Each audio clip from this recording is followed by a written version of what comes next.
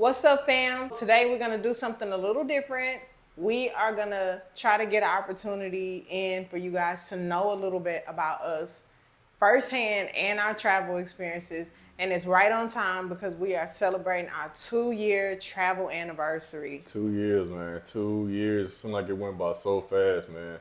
Yeah. A lot has happened within this 2 years of us living this travel life. Yeah, so stick around for the video because trust me, this is unscripted, it's raw, it's real about our experience, and you don't want to miss a minute of it. Let's go.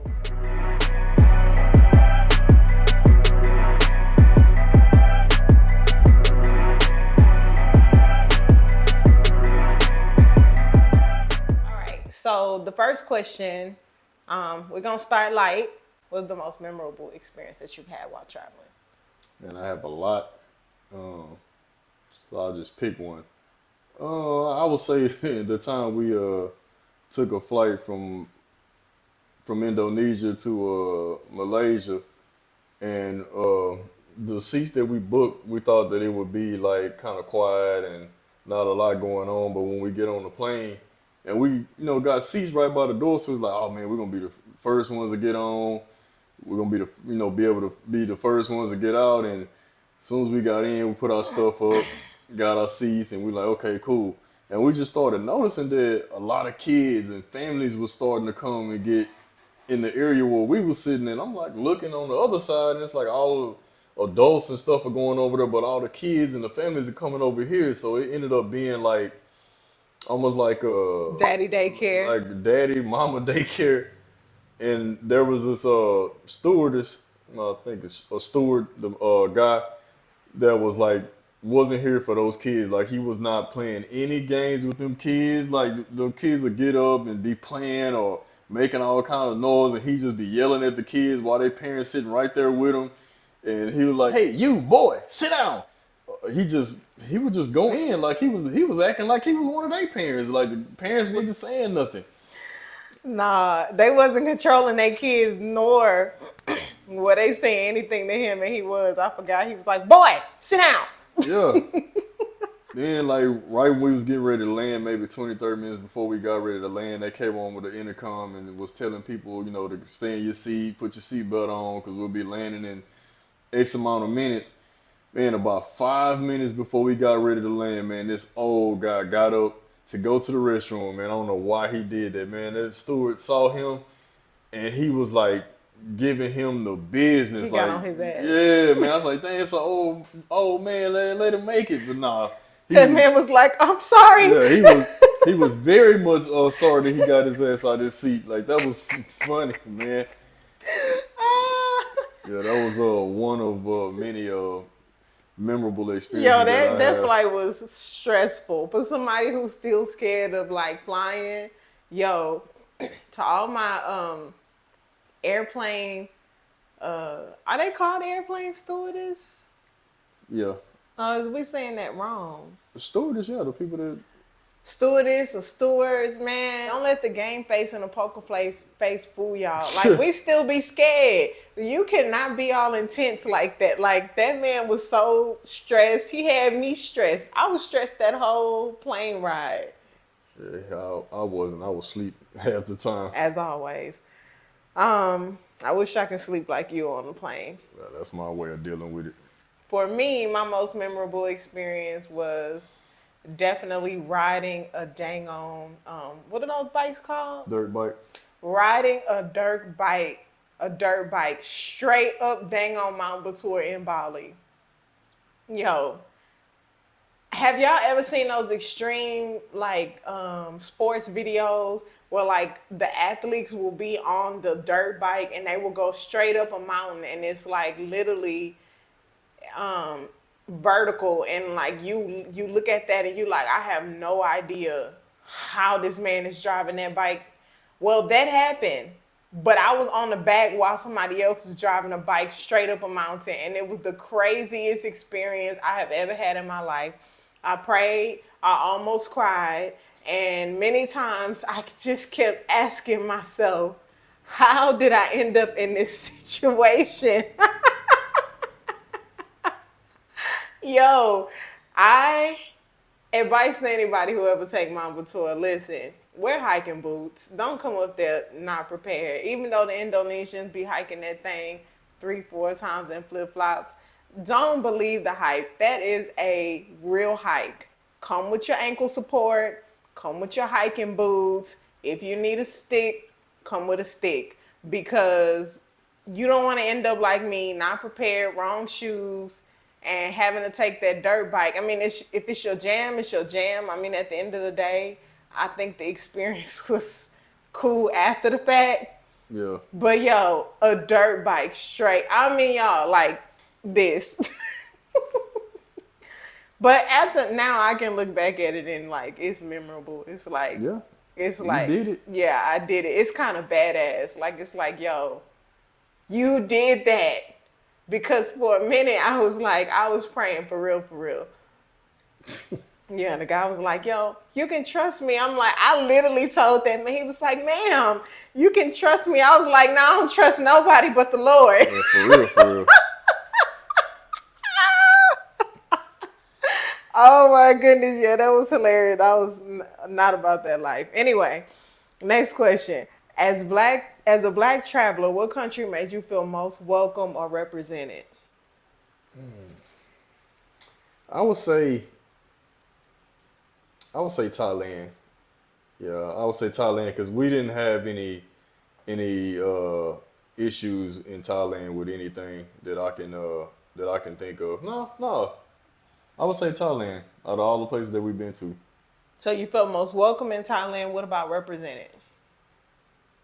I feel representative where I go because I think my culture is represented everywhere we went. Yeah, You our know what I'm saying? culture Like is everywhere. there's pictures of us everywhere we go. Shit, we represented everywhere. Yeah. I say for me, I agree. Most welcomed. I feel like Thailand. I ain't saying that like no racial encounters happened in Thailand, but we didn't experience any while we were there. Thailand is just so like I felt like it was a little bit of everybody in Thailand. And Yeah, in this it wasn't like it's a little bit of everybody everywhere, but I notice sometimes when we travel, you can tell that they don't really see a lot of black people in a lot of places. And so for it's real. so much of we are made aware of that. But in Thailand, specifically in Bangkok, I don't remember in Chiang Mai if I felt the same exact way, but it was still very chill. In Chiang Mai, we didn't have no experiences, but it was just very. Thailand is very. You can tell they've been in tourism for a long time and have seen a lot of different cultures and have been exposed to a lot of different people. So I feel like I felt welcome there. As far as like most represented, like you said, I feel like that's a hard one because we are everywhere. Yeah. Like we really are. What cultural experiences really connected you to the global black diaspora during your travels? Cultural experiences. I would say that would be here in Bali. When I found out that there were black Asians here, which was mind blowing to me because I never even knew that that was even a possibility.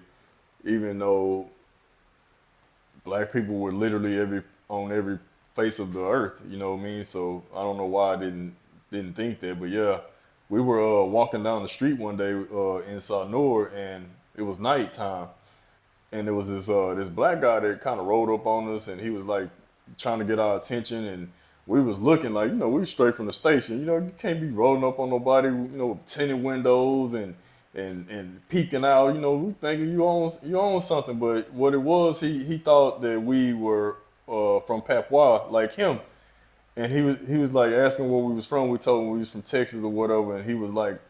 He's like, oh, my daughter goes to school in California. Oh, that's like, that's cool. Like, where you from? And he was like, Patois. And he kind of said it like, you don't know? I'm from Patois. And we was like, where is that? And when he told us, where that was, and he was just telling us that, that's where all the black people are. And I was like, oh, wow, for real. So, we went home and did our research and found out that there was a lot of black people in Patois. So I think that was dope. which We've been able to meet quite a few a since few we've of them, been yeah. here. Yeah. Um, and like I would love to like one day get them like somebody on the channel to talk about the black experience from the black Asians, specifically like the people we met in East Indonesia, like from Papua and the islands surrounding, because they have a really unique experience on like the black experience in the black diaspora.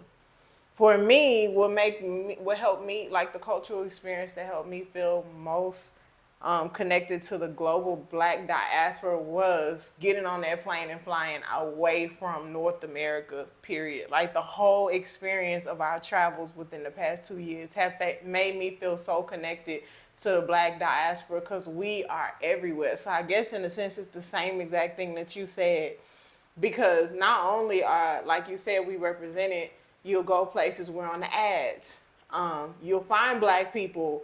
Like I don't know why when we first decided to move, for us in our immediate circle and people around us, it was something that was like, yo, who does that? Or like, you doing that? Like it was something like unheard of. But then when you get out here, like you find like black people from all over the world that travel, that live in these places, that this is their life. That's for us too now. But this is their life. And like, not only is it their life, but they bring their children here. They were a child where their parents brought them out of the country and exposed them to a different way of life so they feel comfortable to go out in different places and look for opportunities in other places. So for me, like just leaving America, and I feel like that's a cultural experience as a black American in itself. But just leaving America to go somewhere uncertain or the unknown, at least in my community or around the people that I'm with, was a cultural experience that really made me feel connected to the black diaspora. Like, we out here. We out here.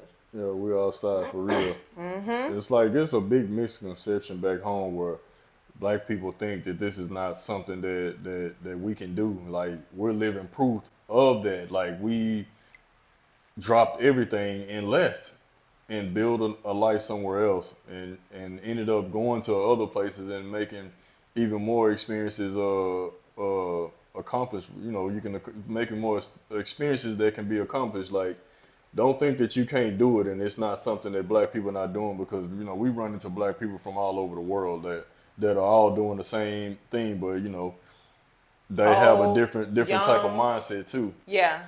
Like old, young, children, like yeah, from anywhere in the world, from like people from the UK, people from America, people from In Africa, the Africa, they've continent of been doing it. Africa. They been They've out been here. doing it. They out here. They looking at us like, damn, Where y'all been? where y'all been? How did you balance exploring new places while still feeling centered in your black identity?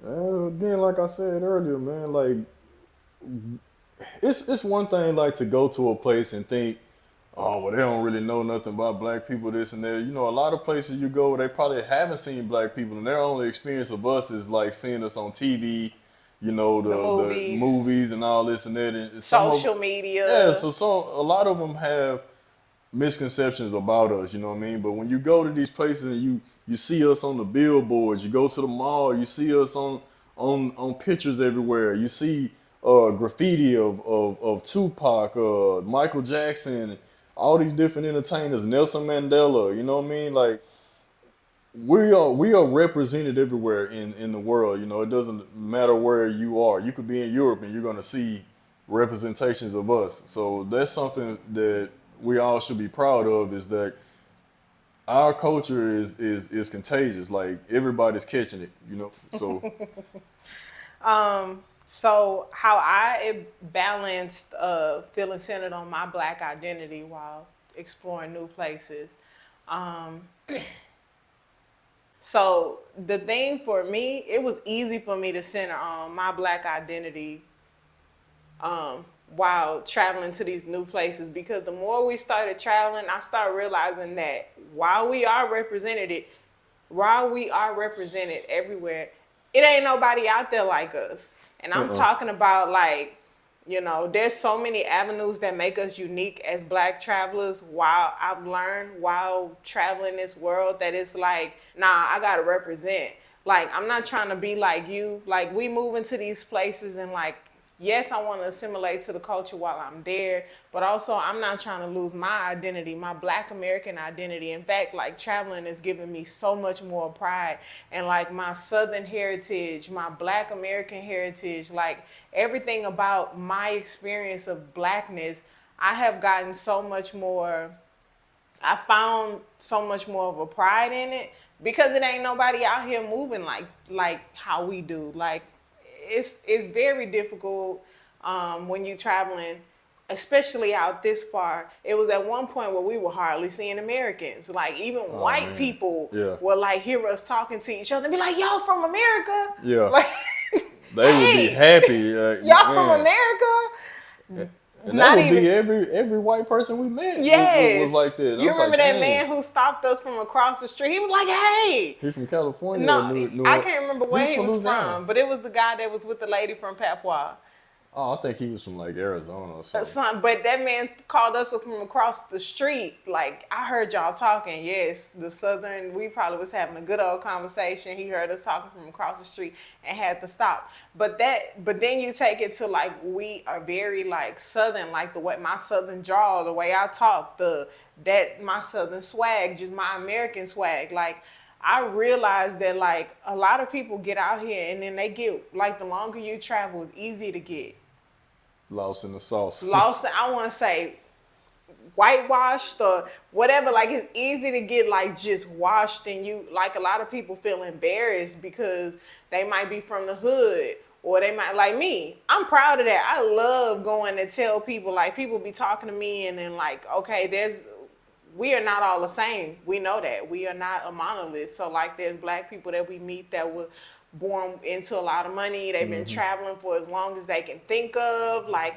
they've been all over the world. They all of this. And then my experience as a black American woman, I'm from the hood. I came from not much. You know, I grew up in a single parent home. I'm from the South. Like it's deep in me from the curve of my hips all the way. Like it's been a part of me that I've got come to be proud of more since I started traveling these new lands. Yeah, and I think when it comes to like the way we talk, like a lot of people don't understand. Like people from the South, where like we talk completely different from all the other parts of the United States. So a lot of times when we're talking to people, they'll be like, They don't understand us. "Yeah, yeah, what? Could you say that again?" We had to slow it down, bring it back. Yeah. So The funny part, they'll be looking at you, they be so engaged, and then you'll finish talking, you'll stop, and they'll be like, they're trying to like replay like what you said to yeah, figure it out. yeah, You know what I'm saying? yeah. So So we have that very thick southern accent. You know what I yeah, mean? So I don't even let it loose all the time because if I do, nobody understand. shit, But I like do. I I don't give a told damn. him some, like one day when we be talking to each other, we was on the scooter and like you know we driving on the scooter and there's like 50 scooters around you, everybody sitting at the light. I'm like, it's no need for me to mask what I'm saying.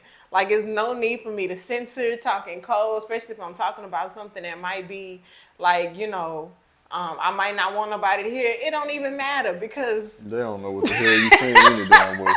if I'm really talking to him and I'm talking like in my dialect of down south, Houston, Texas, like that kind of talk, they don't know what I'm saying. Nah, not at all. Okay, where was the most off the beaten path or unique place you visited? Off the beaten path or unique place? I would say, damn, off the beaten path, man. Like we do We this done been all the so time, many man. off the beaten path places. Dang. Uh, maybe Lovina. Was it Lovina? Damn, man, that's kind of hard because it's yeah, man. I that one I don't know because it's so many different places. Like, 'cause like, even when we went to Lovina, like just riding around. I I would just say one little spot that we found, the place where we went and got the fried banana. When Oh yeah. we went to we took a ride out to Lovina, uh, which we did almost did a circle around Bali. That's gonna be one of our videos that'll be coming Be sure sometime to check it soon. out. Yeah. Um, we were coming down the mountain and we see like this amazing like view. So we was like, man, that's pretty dope. So let's just stop by there and take some pictures. So we get off the scooter and there's a man standing there and they have like a little bin where you can like make a donation, you know, kind of like giving them a tip or whatnot. So we get off the scooter and I'm taking videos or whatnot. Come to find out, the guy that was standing in the front owned this amazing view that we were looking at. So as we started talking to him, we find out that he owns like a little over 1,000 acres of land that he had literally just bought the month before, and he was growing bananas, dragon fruit, rice, bananas. He was growing all of this stuff, and I mean, the land that he bought, there's this mountain in the background, and it stretches like for miles where it's nothing but just trees and just lush jungle. Like it was crazy. It's like you just never know who you will meet just being out, because that and after that we found out after talking to him that on the right side of the little platform where we were at was actually he had like, I guess you would call it almost like a coffee bar where you just walk down to the bottom and they serve tea and fried bananas, which that was good, man. That was so good. But yeah, it was, you wouldn't even know just by driving there that this was at the bottom of this platform. So I think that was like, wasn't like off the beaten path, but it was something that we didn't expect.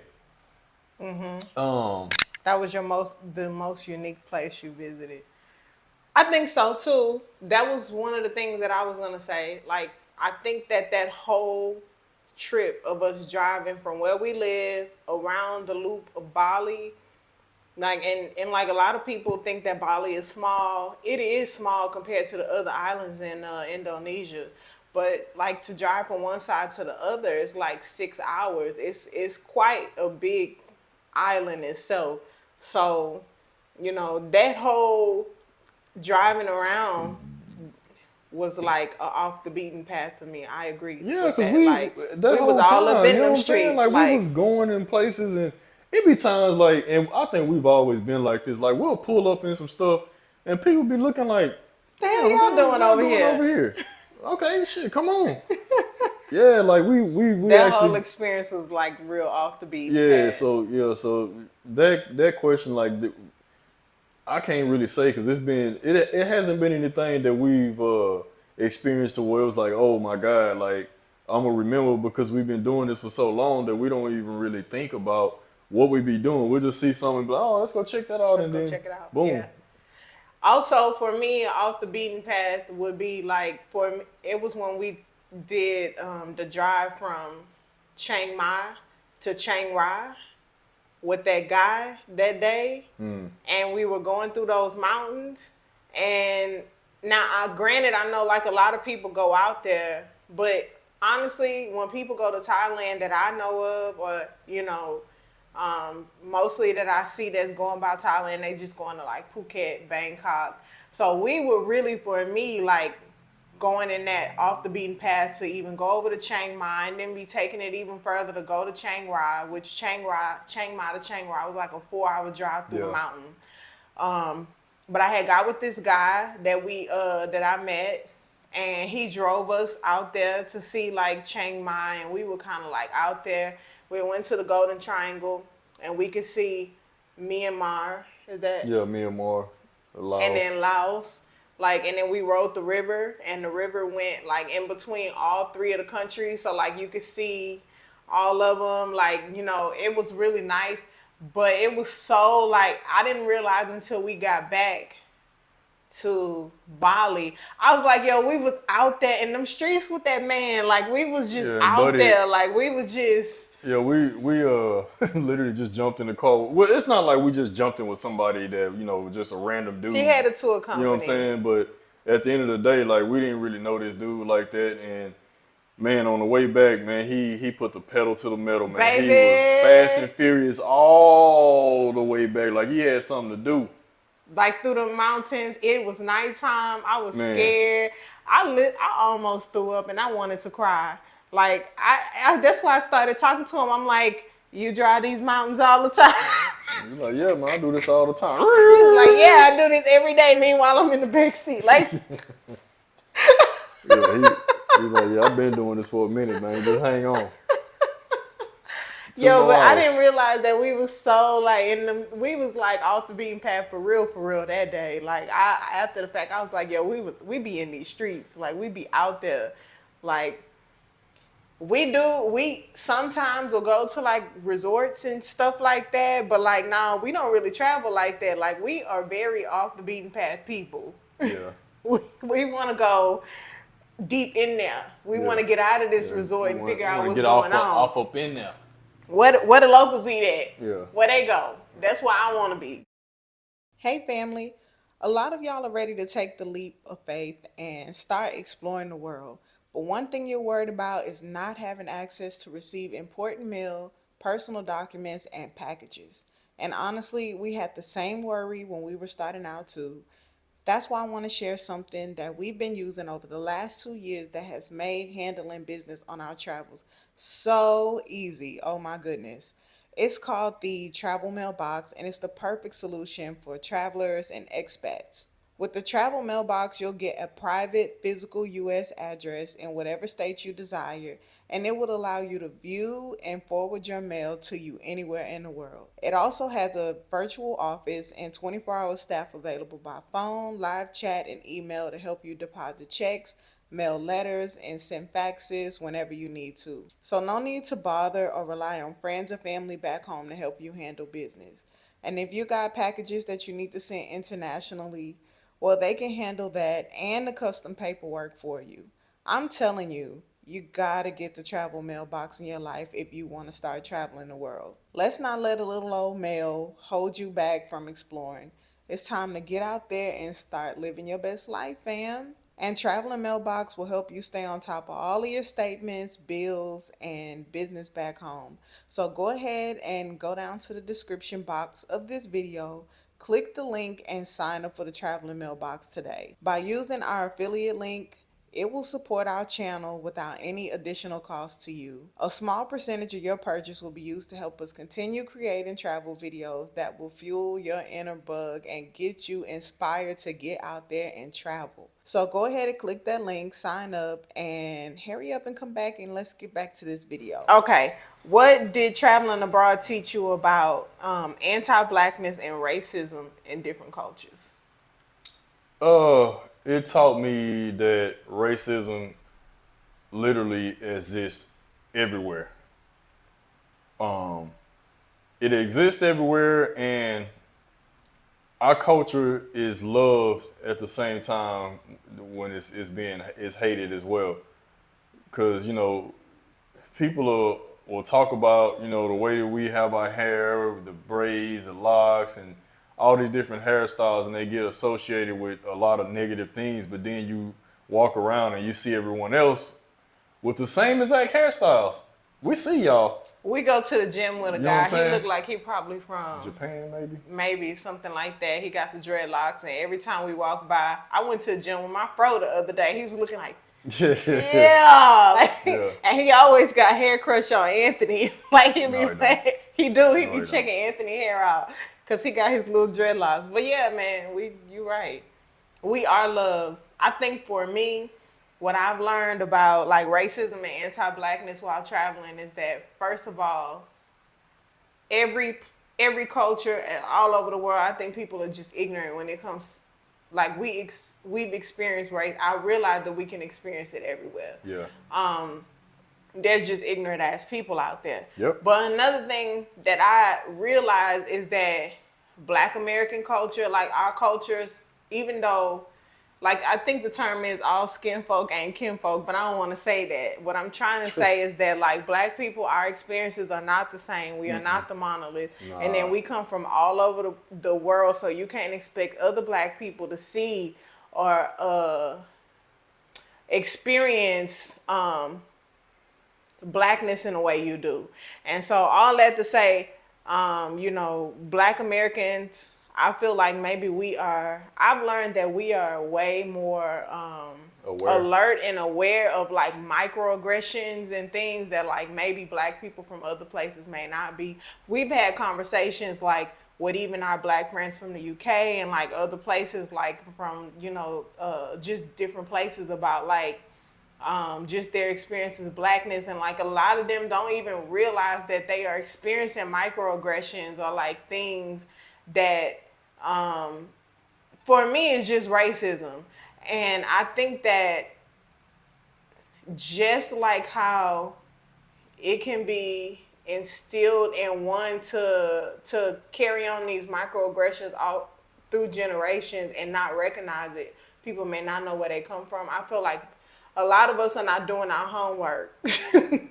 Like we're not doing our homework or being aware of like how those type of things present themselves out like when we out in these streets. And so that's one thing I've learned is like our experience with blackness may not be the same.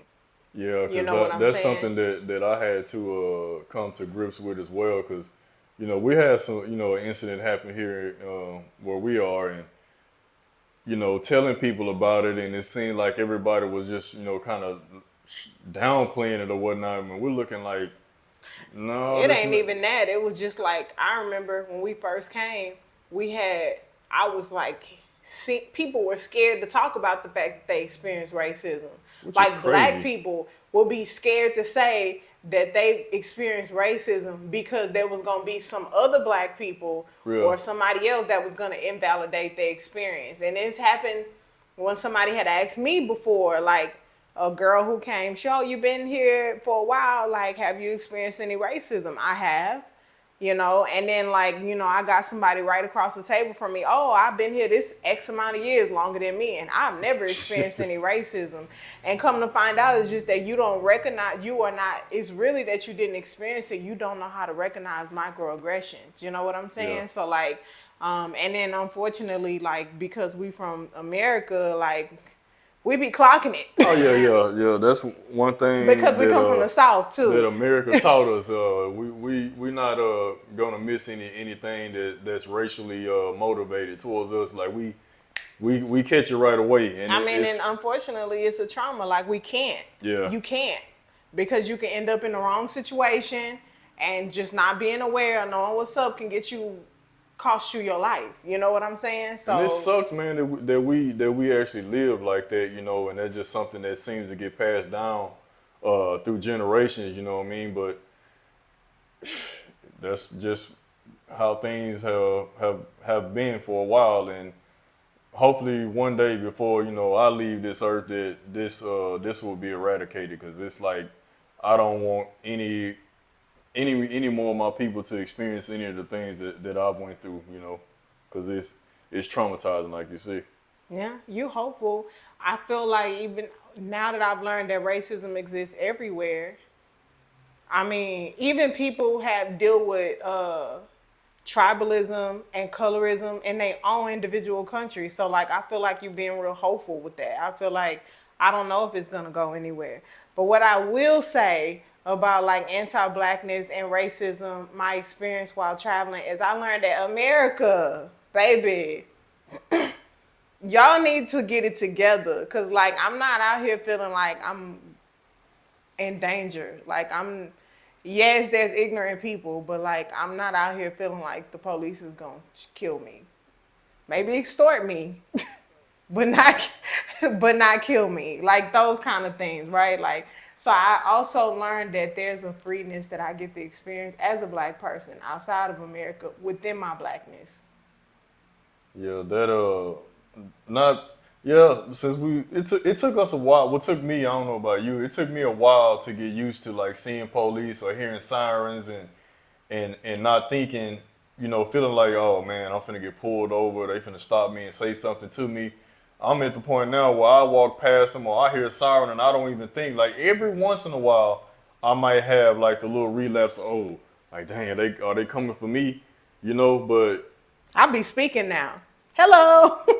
And they just smile, hello, and they Hello. going about your business. Like, okay, well, shit, I wish I could live like this back home.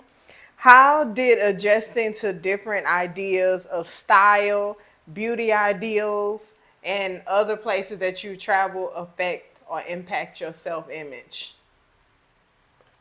I don't think nothing affected me at all. Like I'm gonna be who I am no matter where I go in the world. My sense of style is always gonna be, I'm gonna be drippy, wherever I go. So that don't matter to me. Not even in a good way. Because let me tell I y'all, ain't honestly. I haven't even been at the level that I know I can be because people don't really move like that out here. You know what I'm saying? So I ain't even put that shit on. you can't move out here like this You know what while I'm you saying? traveling because then You you'll know that be you become a opening target. yourself up Yeah. to like other things. But I don't mean like in a materialistic way. You only focus on materialism No, at I'm this talking about point. just being looking nice like every day. You know how I used to dress back home? But you don't feel like self-image is more than like materialism? Look how I dress when I'm out here. I don't be like that, and people still pay attention. I don't. You know what I'm saying? Listen, his self-image should be like inflated AF since we've been traveling. Like because I don't know if it's a difference in like the way because we are in Asia versus America, but like these men out here be complimenting me on my husband, okay? Like that literally ought to be It like ain't nothing like that. You know what I mean? like they be every time we in the Pause. gym. Now it's well, I mean, it's everything Pause. don't have to be a pause moment. It's not even that big of a deal. But um every time we in the gym, the guys always want to come, yo, bro, and make friends with them. We go to the restaurant, everybody, they literally, it's like a walking stance. I already know when they see Anthony, they do like this because they're like, yo, like they want to talk about, oh, this fly. They want to talk about the fact that Anthony is like buff and got a nice body. Like some dudes have even told me, like, you got a nice husband, your husband looks cool, he's buff, like all of this stuff. Like it has to be like some sort of positive self-image on you outside of materialism, because for some reason in Asia everybody think you have like they desire to have your like physique.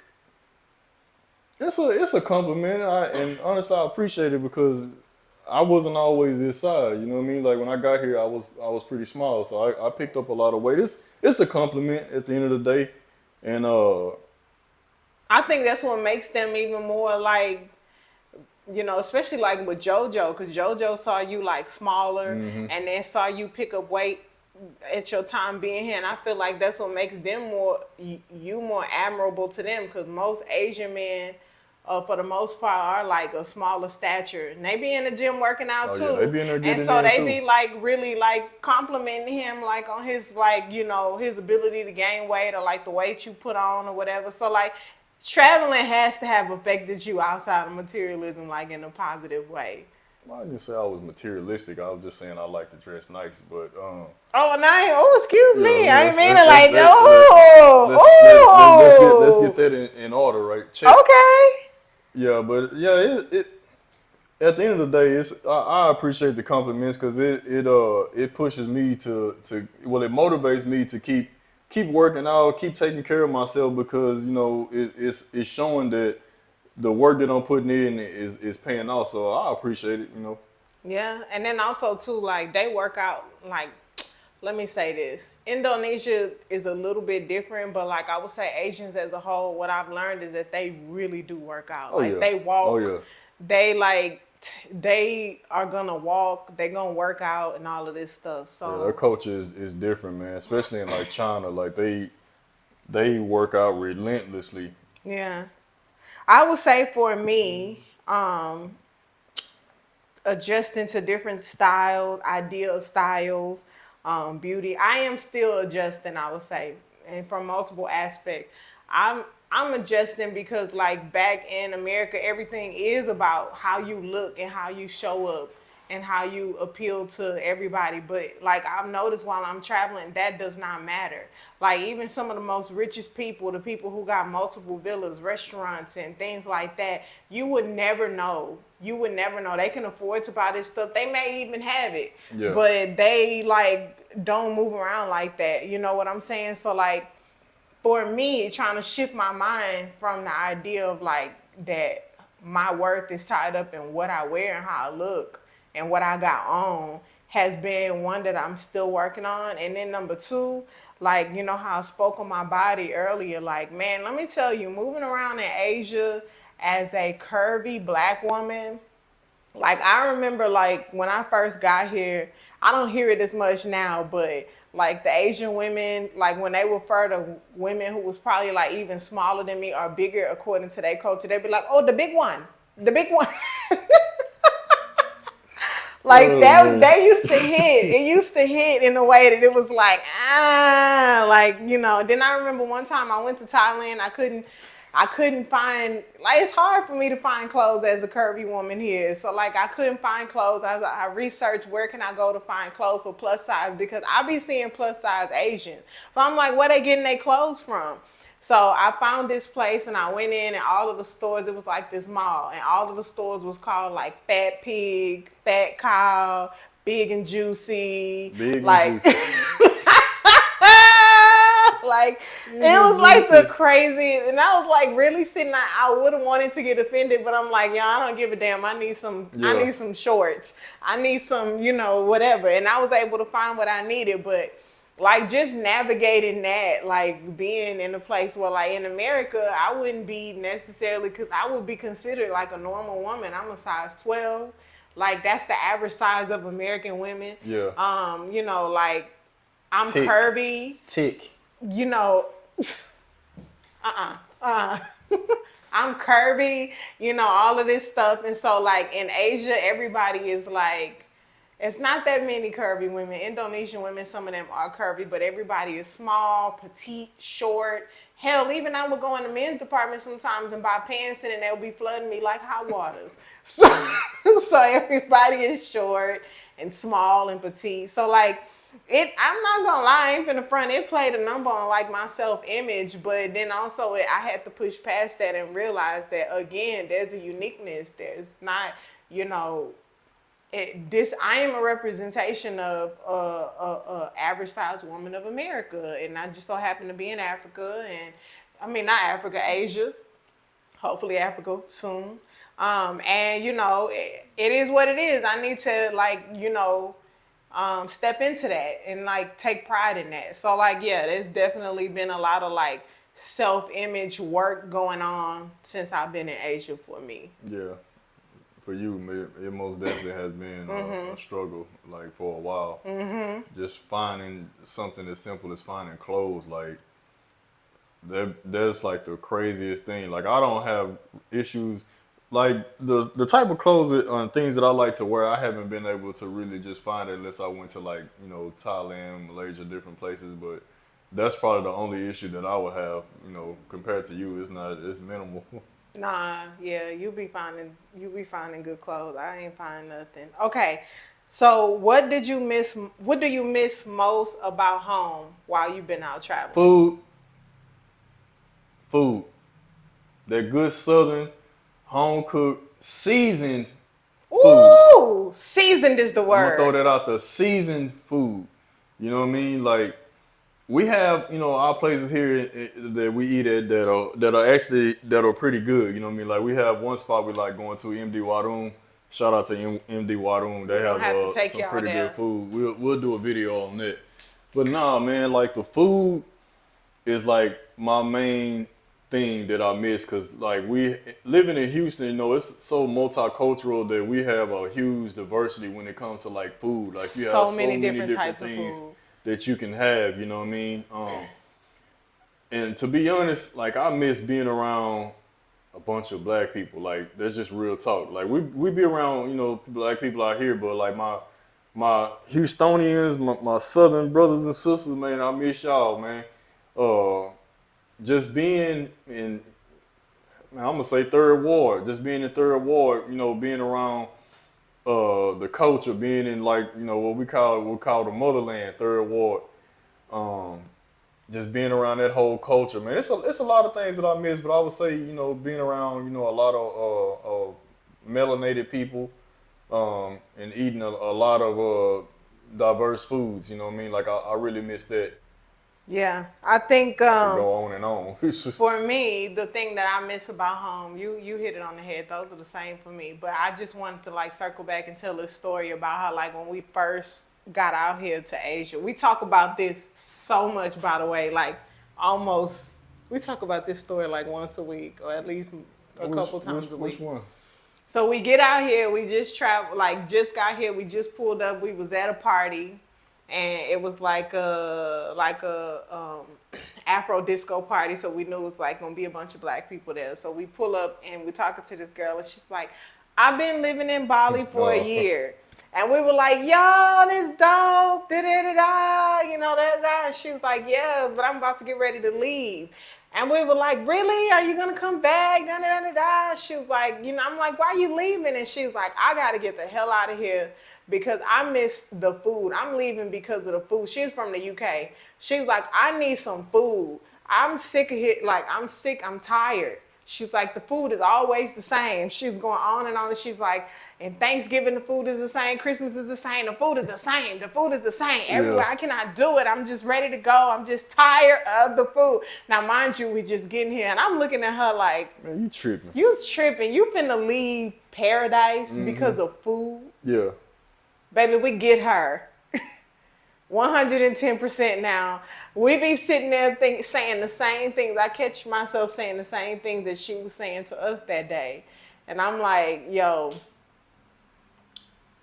Man, it's the the food. funny thing about it, there's a lot of good places here to eat. Amazing You know what food. I'm saying? And that's not knocking Bali number because they do have places, good Or places here. Asia in You know what I'm general. saying? They do have good places to eat.